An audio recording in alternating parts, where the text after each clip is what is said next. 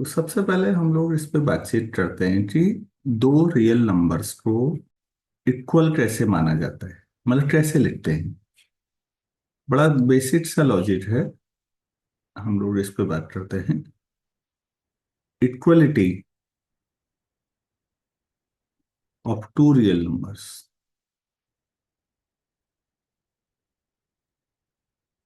इसे लिखेंगे कैसे। आप लोग सोच रहे होंगे कि इसमें क्या बड़ी बात है, ये तो हम नॉर्मली करते ही हैं। थोड़ा सा अंतर है। इससे पहले आपको जो मैंने बताना चाहिए वो था लॉ ऑफ ट्राइकोटॉमी। क्लास में बात हुई थी, अब ऑनलाइन अभी हो रहा है तो एक बार रिकॉल करा देता हूं। Law of trichotomy. Law of trichotomy का मतलब है बच्चों, कोई भी दो अगर आपके पास रियल नंबर हैं तो उनमें ऑर्डर रिलेशन चलेगा। मतलब अगर ए और बी कोई रियल नंबर्स हैं तो या तो ऐसा होगा कि ए लेस देन बी होगा, या ए ग्रेटर देन बी होगा, या ए इक्वल टू बी होगा। इन तीन परिस्थितियों में से कुछ ना कुछ जरूर होगा और एक ही कंडीशन होल्ड करेगी, एक से ज्यादा भी नहीं। आज की तारीख में आपको लगेगा ये तो बड़ी सामान्य सी बात है, ये तो हम जानते ही हैं, इसमें क्या बड़ी बात बता रहे हैं आप। लेकिन ये जिस दौर में चीजें आई हैं ये बड़ी बात है। मैं फिर कह रहा हूं, कोई भी दो रियल नंबर अगर आपके पास हैं, ए और बी, तो या तो ए बड़ा होगा या बी बड़ा होगा, या ए और बी बराबर होंगे। ये बात आप रियल नंबर्स के लिए कह सकते हैं, आप कॉम्प्लेक्स में ऐसा नहीं कह सकते। कॉम्प्लेक्स का जो फील्ड होता है कॉम्प्लेक्स नंबर का, आप वहां ऐसा नहीं कह सकते। आप आयोटा और माइनस आयोटा में ये नहीं कह सकते कि बड़ा कौन होगा। हम्म, आप यहां नहीं कह सकते बड़ा कौन होगा। अगर मान लेते हैं आपने कहा कि ये बड़ा होता है, देखिए सपोज किसी ने कहा कि आयोटा को बड़ा मान लेते हैं, सर वो पॉजिटिव है। चलो ठीक है, हम ऐसा मान लेते हैं। मैं दोनों साइड को, आयोटा क्योंकि आपने पॉजिटिव बोला, तो आयोटा से दोनों साइड मल्टीप्लाई कर सकता हूं ना। आप लोगों को पता होगा कि इनइक्वलिटी जो होती है बच्चों, अगर उसमें किसी पॉजिटिव नंबर लैम्डा से मल्टीप्लाई किया जाए तो इनइक्वलिटी को कोई फर्क नहीं पड़ता अगर वो पॉजिटिव है। तो अगर आयोटा को पॉजिटिव मानते हैं तो दोनों साइड आयोटा से मल्टीप्लाई कर लीजिए। तो यहाँ माइनस आयोटा स्क्वायर हो जाएगा, ये -1, और ये +1 हो जाएगा। अब ये दोनों रियल नंबर आ गए और आप अच्छी तरह जानते हैं कि ये गलत आ गया।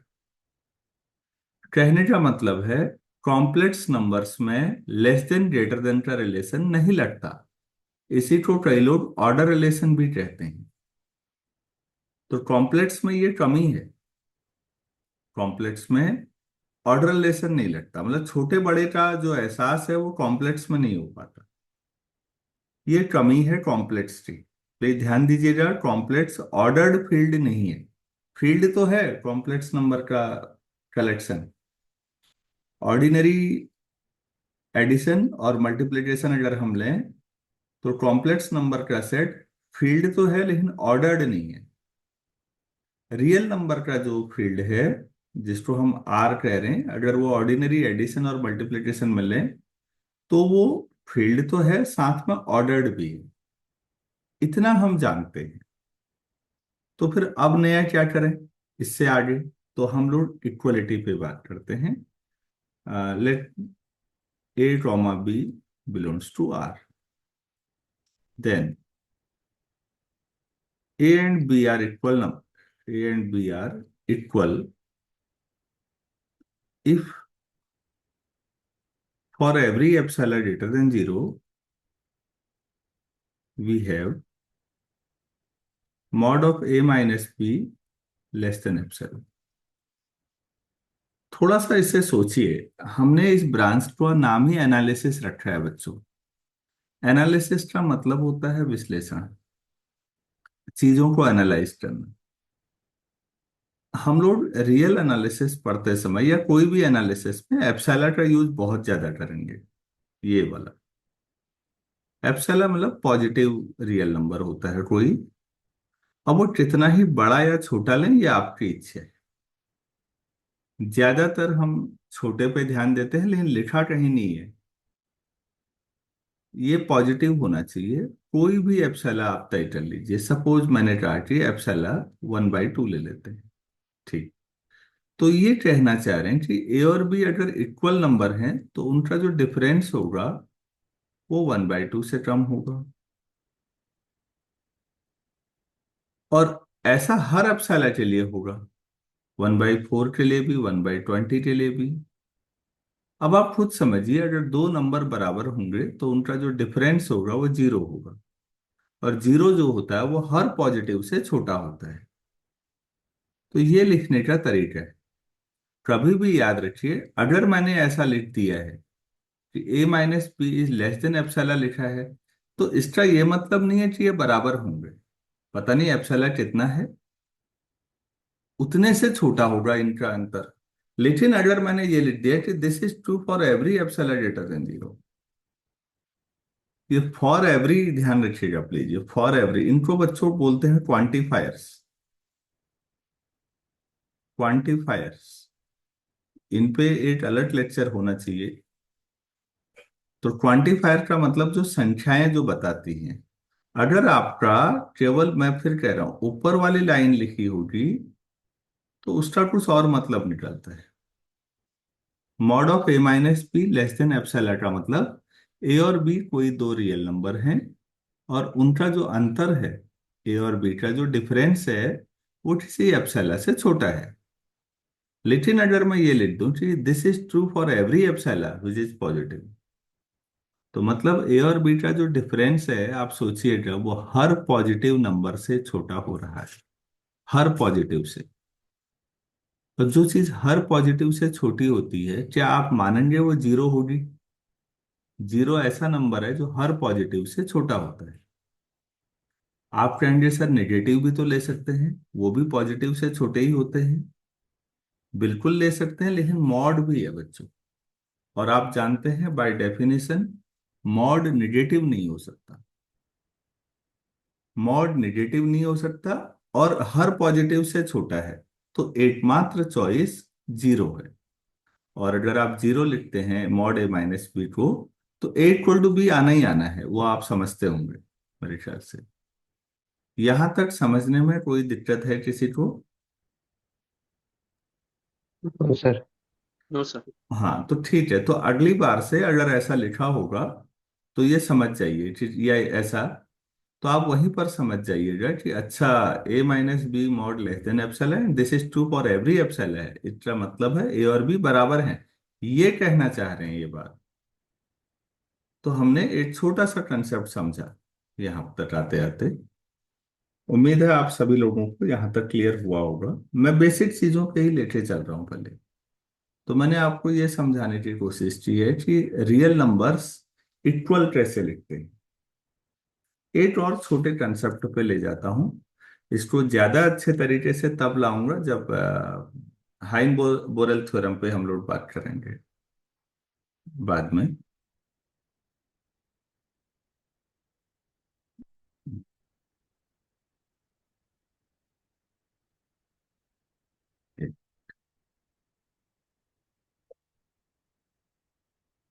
ठीक। तो एक छोटा एग्जाम्पल है। मैं जिस किताब को यूज कर रहा हूँ इस समय, जिससे मैं ये सवाल उठा रहा हूँ, आप लोगों को मैंने पहले भी कहा था, वो स्टीफन अबॉट है आज। तो उसी के एक दो एग्जाम्पल से बात करते हैं। किताब का नाम है अंडरस्टैंडिंग एनालिसिस। Understanding analysis. आप लोग चाहें इसको परचेज कर लें, चाहे तो सॉफ्ट कॉपी नेट पे अवेलेबल है, वो आपकी इच्छा है। ज्यादा जरूरी है पढ़ाई करना। किताब कहीं से भी लें। मैं दो किताबों को लेके चलूंगा यहाँ पर। एक तो ये, और दूसरा कुछ एग्जाम्पल्स चलिए कई बार एनपी वाली। मुझे लगता है वो एग्जाम्पल लेवल पे ठीक है। तो एनपी वाली जी रियल एनालिसिस नाम से ही किताब है। इन दोनों किताबों के कॉम्बिनेशन से बात बन जाती है। इतना पर्याप्त है। किताबें और भी बहुत सारी अच्छी किताबें हैं, आपने पहले देखी हैं, बातचीत हुई थी क्लास में हमारी। तो हाइन बोरेल थ्योरम तो बाद में आएगी, अभी मैं बच्चों के लेवल पे बात कर रहा हूँ। एक छोटा सा मैंने सेट लिया A1, और A1 बेसिकली नेचुरल नंबर का सेट लिया बच्चों, मतलब 1 2 3 एंड सो। इसे हमने A1 नाम दिया।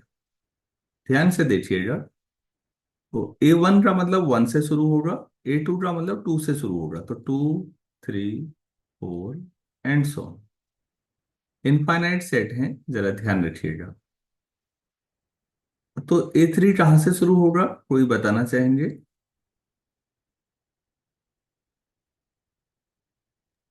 3 3 से। 5 एंड सो। इसी तरह से चलते रहेंगे, एंड सो। हमने ऐसा एक पूरा सेट्स का कलेक्शन ले लिया। तो इन जनरल अगर आप एन कहेंगे तो वो क्या होगा? n+1 n+2। Very good, n+2 and so. हर एक सेट फिर भी इनफाइनाइट ही। तो बच्चों यहां पर ध्यान दीजिए, इस पूरे डिस्कशन में क्या आप मानते हैं कि जो A1 है उसका जो सबसेट है वो A2 है?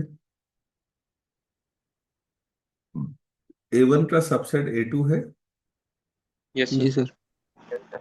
A2 का सबसेट A3 है, यस सर। और एंड सो।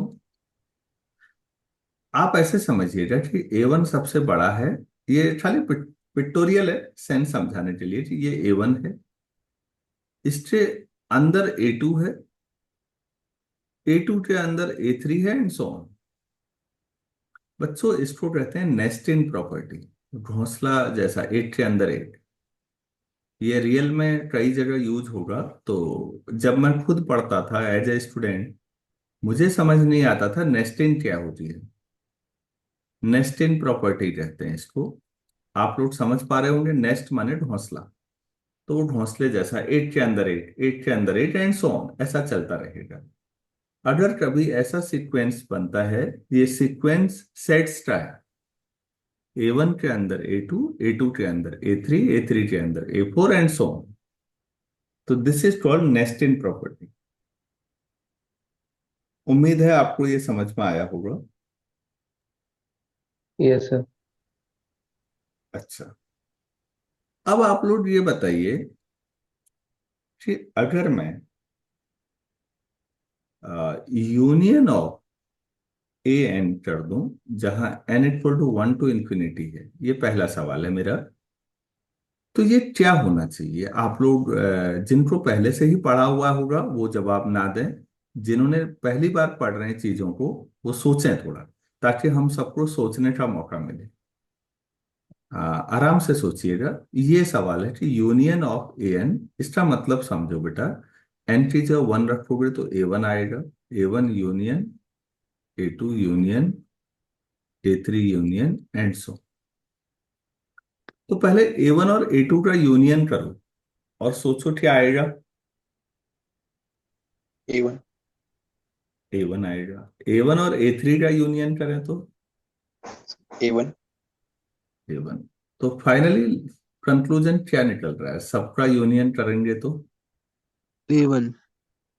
A1 ही आएगा। A1 मतलब सेट ऑफ नेचुरल नंबर ही आएगा।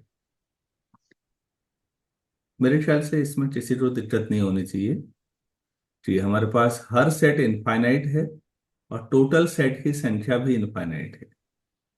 ध्यान से सुनिए क्या कह रहा हूं। हर एक सेट एक इनफाइनाइट सेट है, और टोटल नंबर ऑफ सेट कितने हैं वो भी इनफाइनाइट है। उनका यूनियन किया। अभी जो हमारा अगला चैप्टर होगा ना, वो मैं आपको बताऊंगा काउंटेबिलिटी। ये पढ़ाऊंगा थोड़ा डिटेल में। आप तब इंजॉय कर पाएंगे काउंटेबिलिटी में कि ये काउंटेबल यूनियन है, काउंटेबली इनफाइनाइट यूनियन है। अभी इन शब्दों का यूज नहीं कर रहा हूं मैं, वो नेक्स्ट चैप्टर में करेंगे। अब यहीं से अगला सवाल दिमाग में उठता है कि इनका इंटरसेक्शन करें ए एन और एन इक्वल टू 1 to ∞। ठीक। तो क्या आना चाहिए, ये क्वेश्चन है, ये ज्यादा बढ़िया सवाल है। आराम से सोचिए तो। an सबका इंटरसेक्शन, A1 और A2 का इंटरसेक्शन सोचिए, सेट और सबसेट का इंटरसेक्शन में क्या आता है कॉमन, सोचिए सोचिए। subset सबसेट आता है, हाँ, बढ़िया। तो ये जो हमारे पास है प्रॉब्लम, इसका मतलब A1 intersection A2 intersection A3 intersection and so on. हमसे ये पूछा गया है। हमें नहीं पता कि क्या आएगा। ठीक है, नहीं पता तो हमने ट्राई करना है। मैं अगले पेज में जा रहा हूं, यहाँ पर जगह कम हो रही है।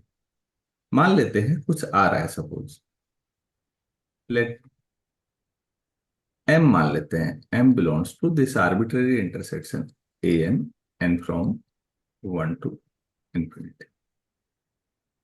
ठीक हो गया। तो अगर ये इंटरसेक्शन में कोई चीज है तो सभी में होगी ना। yes sir कोई चीज इंटरसेक्शन में है तो ये this implies m belongs to a n for every n. तो एन के हर वैल्यू के लिए होगा। अच्छा, वी नो, हमने जो पढ़ा है बच्चों पिछले पेज में कि एम जो होगा वो ए एम में तो होगा ही होगा। आपने जैसे था कि A2 जो था वो 2 से शुरू हुआ था, तो 2 बिलोंग्स टू A2 तो हुआ ही। क्या 2 बिलोंग्स टू A3 भी होगा?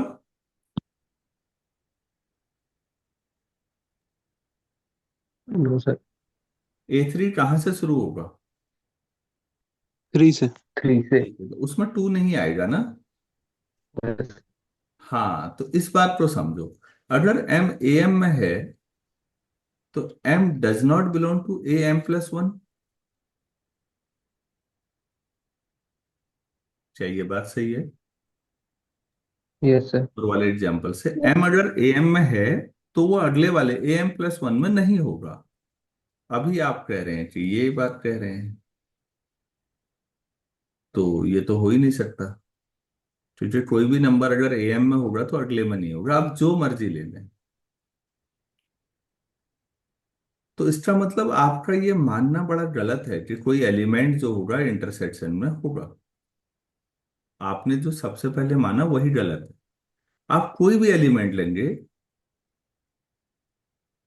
अब उसका नाम मैंने M दे दिया, आप लैम्डा रख दो तो A λ+1 में नहीं होगा वो एलिमेंट, फिर इंटरसेक्शन में कैसे आ जाएगा? तो फिर एकमात्र चॉइस आपके पास क्या है? ये एम्प्टी सेट हो, ये सेट एम्प्टी हो। अगर किसी को मैं नहीं समझा पाया तो आराम से बोलिए, मैं दोबारा समझा देता हूं। हम लोग वो लेके चल रहे हैं, पिछले पेज में जाइएगा, ये देखिएगा ध्यान से। हमारे पास A1 A2 A3 ऐसे हैं। अगर आप A1 इंटरसेक्शन A2 लेते हैं तो वो A2 आएगा, छोटा होते जाएगा। ठीक है, लास्ट में क्या कॉमन आएगा? आप कुछ भी लेके देखिए, आप कोई भी एलिमेंट, आपकी मर्जी। मैंने M लिया था, आपको पसंद नहीं आ रहा तो मैं लैम्डा ले लेता हूं, सपोज ये है। अब लैम्डा अगर है तो वो A λ में तो होगा, लेकिन A λ+1 में नहीं होगा, तो लैम्डा भी नहीं आ सकता। मतलब कोई भी नंबर अगर आप लेके ट्राई करें तो आप रियलाइज करेंगे कि यार वो नहीं आ पा रहा है। तो इस पूरी बातचीत से ये समझ में आया कि ये जो इंटरसेक्शन है एन फ्रॉम 1 to ∞, ये एम्प्टी सेट होगा। और ये बहुत शानदार एग्जाम्पल है, जिस समय हाइन-बोरेल थ्योरम आएगी मैं इस एग्जाम्पल को दोबारा बोलूंगा एक नए तरीके से। वहां पर क्लोज्ड और बाउंडेड की बात आएगी, फिर हम दूसरे तरीके से इन पे बातचीत करेंगे। अभी ये इतना काफी है। यहां तक कोई डाउट है? किसी भी यस बच्चे सर। को कोई चीज ऐसी है जो नहीं समझ में आई है तो बोलिएगा बेटा। बच्चों, एक चीज और आप लोगों को बताता हूँ। हम लोग मैंने आप लोगों को पहले ही कुछ लेक्चर दिए हैं, और मैंने ये कहा था कि आप फंक्शंस का जो कंसेप्ट है उसको अच्छी तरह समझ लीजिएगा, और ये उम्मीद करता हूं आपने समझा भी होगा। हम आगे बढ़ते हैं, तो मैं वो नहीं बता रहा हूं। F is a function from a to b, जिस समय आप लिखते हैं, कई बार हम बी की जो आर लिख लेते हैं, जो ये सब रियल वैल्यूड फंक्शन है, और ऐसा जब भी लिखें तो ये बताएं कि ए क्या है। A is a subset of R. ये लिखने के तरीके, या ए टू बी लिखें तो ए कॉमा बी दोनों आर के सबसेट हैं, तब वो लिखें। अब जब भी ऐसा लिखते हैं, नॉर्मली हम ऐसा आदत है हमें, such that f of x equal to something यहां पर लिखते हैं। कभी e to the power x, कभी लॉग एक्स, कभी कोई ट्रिग्नोमेट्रिकल, कभी पॉलिनोमियल, कभी inverse trigonometrical, and so on. हम लिखते रहते हैं। बच्चों, इसे बोलते हैं एक्सप्रेशन, फंक्शन का एक्सप्रेशन। इस कहानी को ध्यान से सुनिए जो मैं बताने जा रहा हूं। फंक्शन का एक्सप्रेशन बोलते हैं यहाँ पर। एफ एक्स इक्वल टू, आप जो भी लिखें, कोई पॉलिनोमियल लिख लें, ट्रिग्नोमेट्रिकल फंक्शन लिखें, एक्सपोनेंशियल या लॉग, या इनके डिफरेंट कॉम्बिनेशन लिखें। वो मैंने फंक्शंस में बहुत डिटेल में पढ़ा रखा है। किसी बच्चे को नहीं पता है अभी भी कि वो लेक्चर कौन से हैं, कहाँ मिलेंगे, तो आप बाद में मुझे मैसेज कर दीजिएगा पर्सनली, मैं आपको भेज दूंगा। अब सुनिए इसके बाद। अब एक महान मैथमेटिशियन हुए, बड़ा लंबा सा नाम था, लेकिन मुझे लास्ट वाला नाम याद है उनका। ये है, टी साइलेंट रहेगा, तो इसे जब पढ़ेंगे तो ये पढ़िएगा डायरेक्टली, प्रोनाउंसिएशन ये रहेगा इनका। लंबा सा नाम था, ये जर्मन मैथमेटिशियन थे। पीटर जैसा कुछ नाम था, खैर नाम पे छोड़िए। डिरिचलेट का काम अद्भुत था। इस आदमी ने लगभग 30-35 सालों तक पूरी मैथमेटिक्स को होल्ड पे रख दिया। मतलब लोगों को समझ नहीं आया कि इसकी बातों का क्या जवाब दिया जाए। अब आप कहेंगे कि ऐसा क्या सवाल था? सवाल यह था कि इन्होंने ये कहा कि f is a function from R to R such that f of x equal to 1 when x is a rational number and 0 when x is irrational number। ये हमारे पास है, ठीक है। उन्होंने ये दिया, जब रेशनल है तो फंक्शन की वैल्यू 1 है, और जब इरेशनल है तो फंक्शन की वैल्यू 0 है। बच्चों, ये जिस दौर की बात कर रहा हूं ना मैं, ये लगभग 1850 के आसपास के है। मैं ईयर में 1-2 साल आगे पीछे हो सकता हूँ, लगभग वो दौर था डिरिचलेट का। ऑर्थर कैले का भी वही फेज था। हाँ, कभी कैले के बारे में आपने पढ़ा होगा या पढ़िएगा। कैले हैमिल्टन थ्योरम, कैले का बहुत शानदार काम है। बल्कि जो मैट्रिसेस की थ्योरी है वो कैले की वजह से बड़ा रोल है बच्चों उसमें। अलजेब्रा में आप लोग पढ़ते होंगे। तो डिरिचले ने कहा कि हमारे पास तो भाई ऐसा कोई एक्सप्रेशन नहीं है जैसा तुम कह रहे हो कि f x equal to something.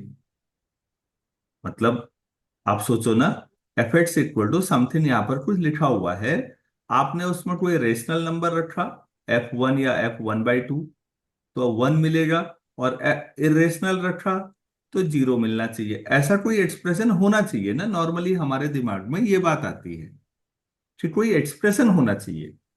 ऐसा कोई एक्सप्रेशन तो है ही नहीं। आपने तो डायरेक्टली ने तो सीधे लिख दिया कि रेशनल पे 1 है, इरेशनल पे 0 है। ये आया कहां से? पता नहीं कहां से आया, बस लिख दिया। अब ये डायरेक्टली का चैलेंज है पूरे मैथमेटिकल कम्युनिटी को कि अब बताओ ये फंक्शन माना जाए कि ना माना जाए। मैं जो कहना चाह रहा हूं वो आप लोग समझ पा रहे हैं? Yes sir. थोड़ा बहुत। कि फंक्शन का एक्सप्रेशन है ही नहीं। नॉर्मली उससे पहले बच्चों फंक्शन का एक्सप्रेशन हुआ करता था। लोग सिंपल फंक्शन लेते थे, सरल सरल से उनके ग्राफ ग्राफ बना लेते थे। ग्राफ हमने भी पढ़ाए हैं, आप लोगों ने पढ़ा होगा तो फंक्शंस में जो एलिमेंट्री फंक्शन हम पढ़ाते हैं उनके ग्राफ भी बनाते हैं। अच्छा, इसके साथ एक और आफत है, आप इसका ग्राफ ड्रॉ नहीं कर सकते। आप रियल लाइन पे कोई रेशनल लीजिए, वहां पर वन है, फिर नेक्स्ट पॉइंट क्या लेंगे ये आपको भी नहीं पता, मुझे भी नहीं पता। क्योंकि कोई भी दो रियल के बीच इनफाइनाइट रेशनल और इनफाइनाइट इरेशनल होते हैं। अब आप कर लो जो करना है, कुछ नहीं हो पाएगा। तो इसका ग्राफ भी ड्रॉ नहीं हो सकता, इसका एक्सप्रेशन भी नहीं है, और ये फंक्शन का इस तरह से सीधे सीधे दे दिया। तो डिरिचलेट का ये कहना था कि क्या इसे फंक्शन माना जाए या ना माना जाए। तो ये एक लंबी बहस का हिस्सा है। इस पे कभी डिफरेंशिएबिलिटी के बारे में बात करेंगे तो और अच्छे तरीके से बात करेंगे वहां। आ, ये बहरहाल फंक्शन की कैटेगरी में आया, लेकिन ये लंबे समय बाद आया। मैंने कहा बहुत समय तक इसने पूरी मैथमेटिकल कम्युनिटी को सन्न कर रखा था, किसी को जवाब समझ नहीं आया कि जिसका ग्राफ भी ड्रॉ ना हो, जिसको एक्सप्रेशन भी ना हो, क्या उसे हम फंक्शन मान सकते हैं। और ये एक्सेप्ट किया गया कि हाँ, मान सकते हैं। तो आप डायरेक्टली फंक्शन को हल्का मान के मत समझिएगा, छोटा सा देख के। इस आदमी ने रीमान की धज्जियां उड़ा रखी हैं। आप लोग एक चैप्टर पढ़ेंगे रीमान एंटीग्रेस, और वहां देखिएगा, मैंने पढ़ा भी रखा है, आप चाहें तो कहीं देख लीजिएगा। ठीक, कैसे रीमान इंटीग्रेशन की पूरी थ्योरी ध्वस्त हो जाती है इस एग्जाम्पल से। और तब हेनरी लेबेड को आना पड़ता है मेजर थ्योरी के नाम पर इंटीग्रेशन की जनरल थ्योरी के लिए। बेटा हो सके तो अननेसेसरी माइक बंद करिए, इससे इको पैदा हो रहा है यहाँ पे। हेलो।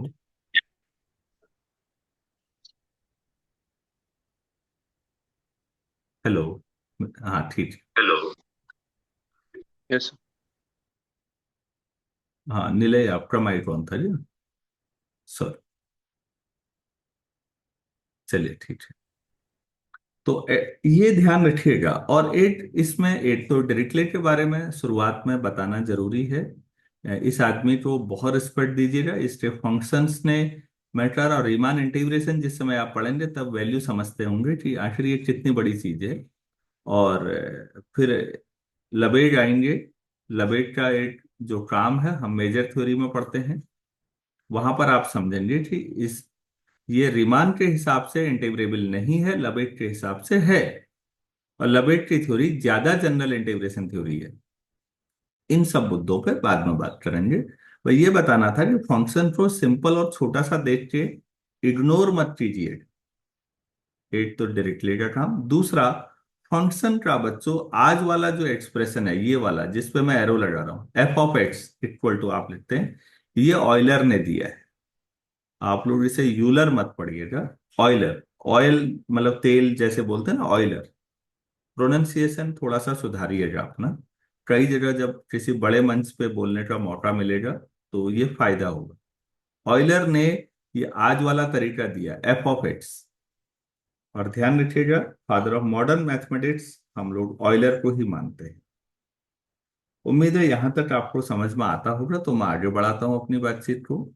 ये बहुत बेसिक चीजें बता रहा हूं मैं, कोई बहुत बड़ा ऐसा कुछ नहीं पढ़ा रहा हूं अभी। डिमॉर्गन्स लॉ की जरूरत हमको पड़ेगी एनालिसिस में, तो मैं इसके प्रूफ नहीं करा पाऊंगा। मैं उम्मीद करता हूँ आप लोग प्रूफ करेंगे और ग्रुप्स में भेजेंगे ताकि कोई ना कर पाए तो उसको मदद हो। ए यूनियन बी कॉम्प्लीमेंट अगर है, कॉम्प्लीमेंट समझते होंगे सेट थ्योरी में, तो a complement intersection b complement है।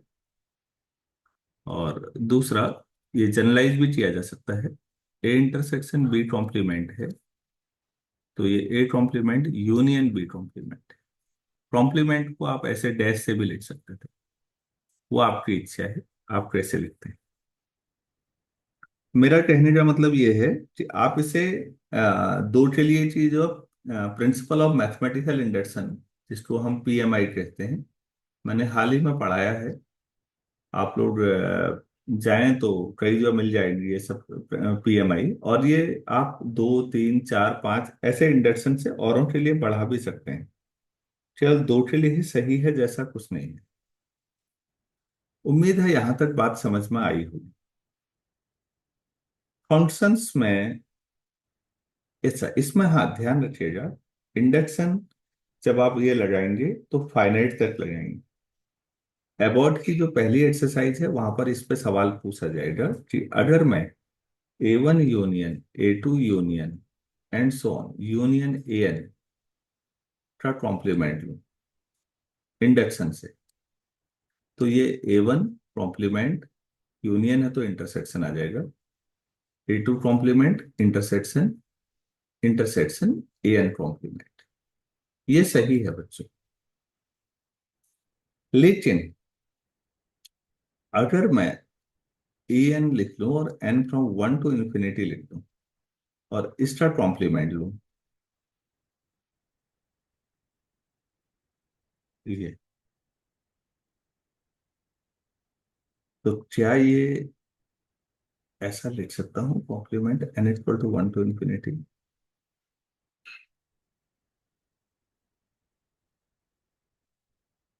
ये आपके लिए क्वेश्चन है, पहला शानदार क्वेश्चन। ये स्टीफन अबॉट की एक्सरसाइज का कह रहा हूं मैं। आप इसको ट्राई करेंगे और इसका नेक्स्ट क्लास में जवाब भी देंगे कि क्या इंडक्शन, मैं इतना हिंट दे रहा हूं कि इंडक्शन से आप यहां तक तो आ सकते हैं, यहां तक नहीं आ सकते। पहला सवाल तो ये है, क्यों नहीं आ सकते, ये जवाब देना है। दूसरा सवाल, क्या ये सही है जो लास्ट में लिखा है, हाँ या ना, दोनों के पीछे का लॉजिक। सही है तो कैसे सही है, और गलत है तो क्यों गलत है। और तीसरा सवाल, अगर ये सही है तो इसे प्रूफ कैसे करेंगे।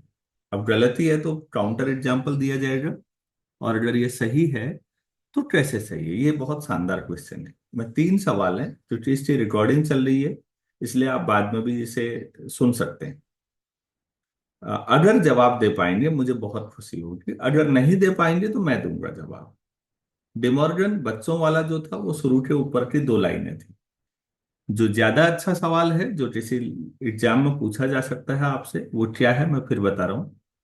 फाइनाइट तक जब जाते हैं, जहां पर मैंने सही का निशान लगाया है, A1 union A2 union and so on union AN, वो पीएमआई से हो जाएगा, इंडक्शन से, कोई दिक्कत नहीं।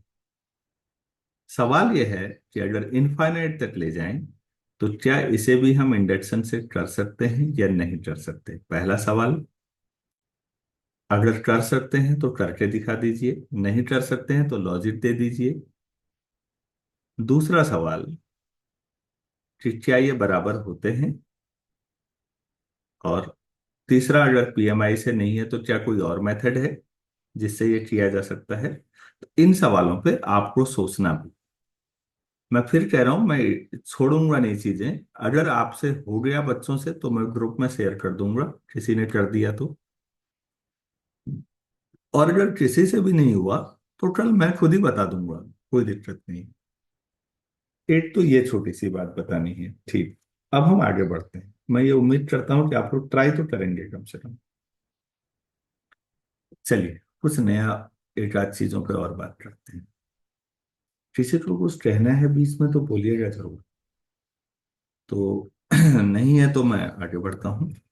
अबाउट का ही एक और सवाल मैं उठा रहा हूँ इसी में। क्वेश्चन 1.2.7 है ये। आप लोगों को मैंने सॉफ्ट कॉपी ग्रुप में भेजी भी थी। तो let f is a function from D to R। तो यहां पर आप मान के चलेंगे कि D जो है that is also a subset of R।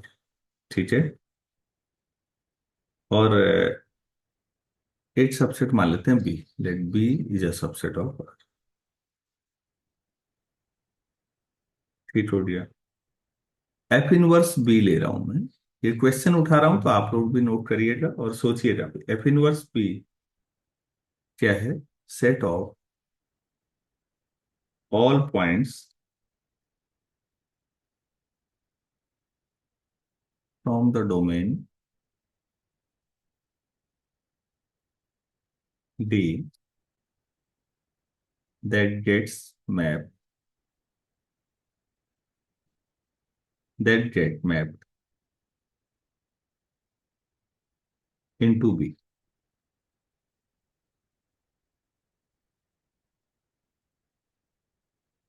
तो मतलब मैं सरल शब्दों में कहूं तो एफ इनवर्स बी में ऐसे लिख देता हूं, डी के वो एलिमेंट जिनकी इमेजेस बी में है। तो बी किधर हुआ अब आप सोचना है। तो एफ इनवर्स बी जो होगा वो क्या होगा फिर, set of pre image of B कहते हैं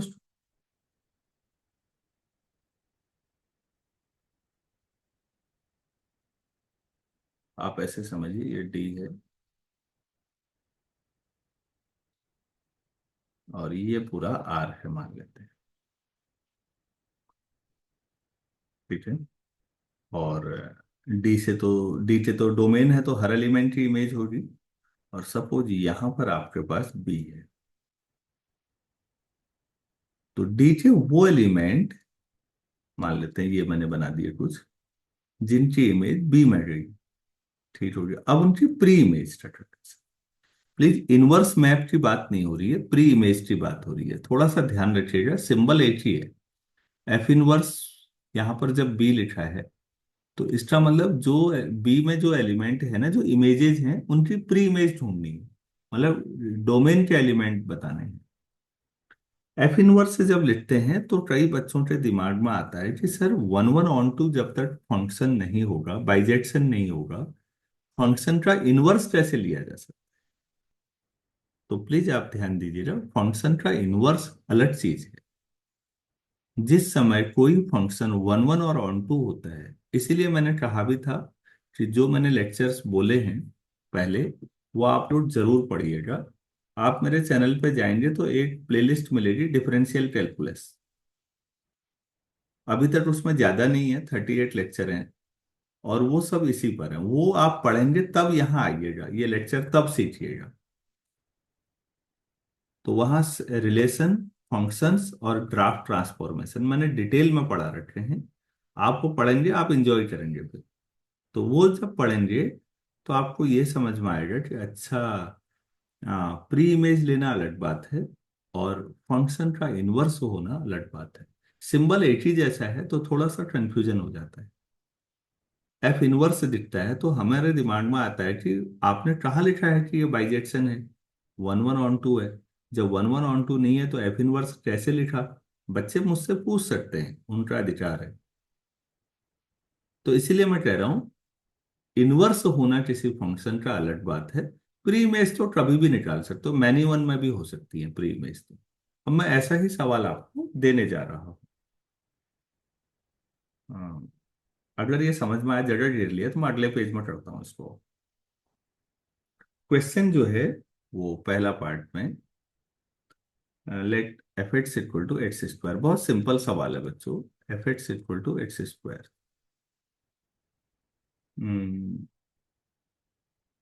अच्छा, एंड ए आपके पास एक सेट है क्लोज इंटरवल 0 to 4 और बी है क्लोज इंटरवल -1 to 1। प्लीज ध्यान दीजिएगा, हम लोग ओपन इंटरवल को इस तरह से लिखेंगे, आप लोग भी यही सिंबल यूज करिए। अगर आप ये वाला सिंबल यूज करते हैं, ये वाला नीचे वाला, तो इसके साथ एक प्रॉब्लम है। वो ये है कि किसी समय किसी पॉइंट के कोऑर्डिनेट भी लिखने होंगे ना थ्योरम में, तो आपको ये समझ में नहीं आएगा कि आपने पॉइंट के कोऑर्डिनेट लिख रखे हैं कि ओपन इंटरवल लिख रखा है, तो आप खुद ही गड़बड़ा सकते हैं। तो इसलिए हमने तय कर रखा है कि कोऑर्डिनेट तो ए कॉमा बी हमेशा नीचे वाले तरीके से ही लिखे जाते हैं, तो फिर इंटरवल ओपन का मतलब दरवाजे बाहर को खुले जैसे करेंगे। ये बहुत छोटी बातें हैं बेटा, उम्मीद है आप लोगों को समझ में आ रहा होगा कि क्या तरीका होना चाहिए। ओपन इंटरवल का ऊपर वाला तरीका लिखना, कोऑर्डिनेट लिखने का तरीका तो नीचे वाला है ही सबका। तो नीचे वाले तरीके से ओपन इंटरवल लिख सकते हैं, लेकिन आप लोग लिखिएगा मत, कंफ्यूजन हो सकता है। अरे यार, ये समझ में आया जो कहा मैंने? Yes sir. अच्छा, तो फाइंड, इसमें कुछ चीजें निकालनी है। पहला एफ इनवर्स ए, और दूसरा एफ इनवर्स बी। और दूसरा सवाल, does f inverse A intersection B equal to f inverse A intersection f inverse B.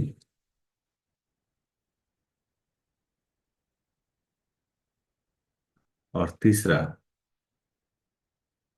ऐसे ही, does f inverse A union B equal to f inverse A union f inverse B. क्या ऐसा होगा?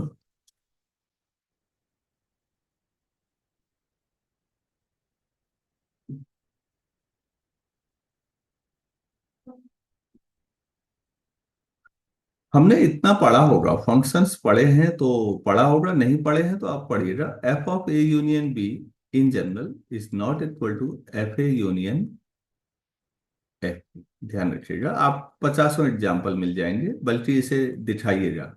ये भी सवाल समझ लीजिएगा।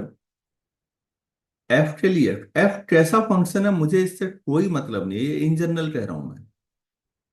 इन जनरल ऐसा नहीं होता बच्चों, ये तो मैंने क्लियर कट आपको पहले ही बता दिया। एफ के लिए मैंने सवाल पूछा क्या एफ इनवर्स के लिए ऐसा हो सकता है, तो मैं आपकी थोड़ी मदद करता हूं।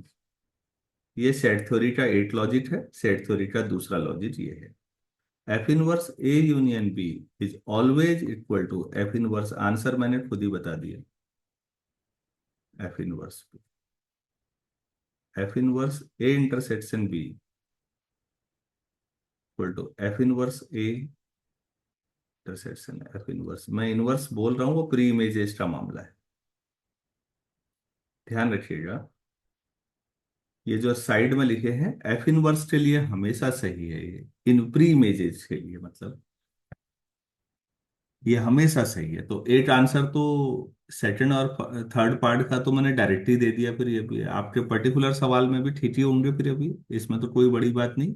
पहले पार्ट के लिए सोचिए, एफ इनवर्स ए बताइए आप लोग।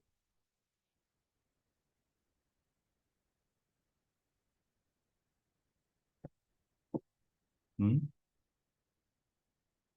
ये वाले सवाल का जवाब देना है।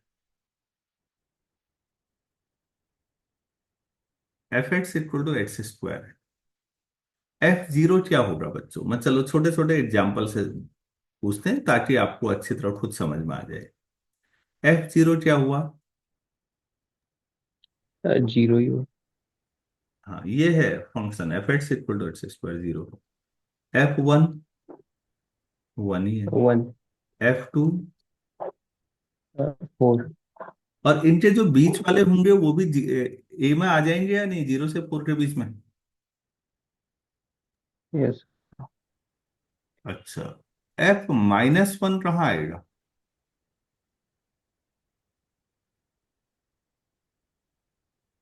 सब बी में। अरे पहले ए के वन। लिए सोच लो भाई, सब सारा मामला अभी ए के लिए हो रहा है। एफ माइनस वन कितना आएगा? वन। ये ए में है या नहीं है? Yes sir. F minus two, four plus. ये भी ए में है। Yes sir. तो आप प्लीज, आप मुझे इधर लेफ्ट साइड में बताइए, ये है, ये +2 और ये -2, और इधर 0 से लेकर 4 तक ये ए है आपके पास। आप मुझे ये बताइए जो फंक्शन है वो f x equal to x square है, तो अगर यहाँ -2 से +2 तक कोई भी नंबर लें तो उसकी इमेज 0 से 4 के बीच में आएगी या नहीं आएगी? तो खुद ही आंसर दे दे रहा हूँ। सर और कोई लेफ्ट साइड में -2 से +2 के अलावा कुछ हो सकता है जिसकी इमेज 0 से 4 के बीच में आए? Sir no sir. नहीं हो सकता। तो 0 से 4 जो आपके पास है ए, उसकी प्री इमेज क्या हुई अब आप बताओ ना। Sir -2 to 2। F inverse of 0 to 4, इसकी प्री इमेज ढूंढेंगे तो क्लोज इंटरवल -2 से, -2 तो। बस ध्यान से सुनिए, -2 से +2 जो क्लोज इंटरवल है उसकी जो इमेज है, इमेज वो 0 से 4 क्लोज इंटरवल है। अब उल्टा, क्लोज इंटरवल 0 से 4 है तो उसकी प्री इमेज क्या होगी? तो क्लोज इंटरवल -2 से +2। तो यहां तक किसी को कोई डाउट है, कोई दिक्कत है तो बोलिएगा प्लीज। नहीं। अब बच्चों दूसरा वाला आप बताएंगे तो ऐसे ही राइट साइड में -1 से +1 बना लीजिए राइट में। बताइए लेफ्ट में कौन से होंगे जिनकी इमेज इसमें आएगी?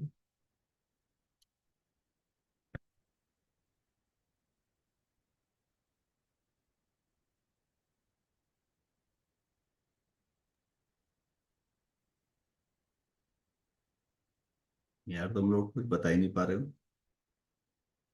-1 to 1 ये क्लोज -1 इंटरवल। से +1 है, तो लेफ्ट में क्या होगा? अरे 0। भाई x² है ना। हाँ यस सर। लेफ्ट में भी -1 से +1 ही होगा। सर 0 से 1 होगा। अच्छा, जो नेगेटिव होंगे बेटा f-12 कहाँ आएगा? हाँ सर वही -1 से 1 होगा क्योंकि उसके लिए भी उसकी इमेज भी उसी में -1 से 1 के बीच में। -12 की इमेज +1/4 आ जाएगी ना। Yes sir. तो इसकी प्री इमेज तो वही आ जाएगी। -1। हाँ, तो अब आप ये जो आपने निकाले हैं एफ इनवर्स ए और एफ इनवर्स बी, उस आधार पे बाकी दो को आप खुद ही करते रहिएगा। लेक्चर लंबा हो रहा है तो मैं बहुत लंबा नहीं खींचूंगा उसको। ये सेकंड पार्ट भी सही होगा, थर्ड पार्ट भी, इसे आप करेंगे। और जो राइट साइड में मैंने लिखा है आपका, जो बचा हुआ होमवर्क है वो ये है कि ये दो के लिए एग्जाम्पल बताइए और नीचे वाले दो को प्रूफ करना है। आज का ये काम भी है, इतना काम करना है। तो इस लेक्चर में मैंने आपको कुछ फंडामेंटल चीजें सिखाई, और ये जो मैं बता रहा हूँ बेटा ये बहुत यूजफुल है, बहुत सारी जगहों पर लगेगा ये। तो कैसे प्रूफ होता है आप लोगों को बताना है, और जिनसे नहीं हो पाएगा, किसी से भी नहीं हो पाएगा तो फिर मैं बताऊंगा। लेकिन मैं उम्मीद करता हूँ कि कुछ बच्चे कर ही लेंगे, प्रयास करेंगे। तो किसी को कुछ कहना या पूछना है तो बोलिए, नहीं तो मैं आज इतना ही करते हैं, कल हम आगे बढ़ते हैं।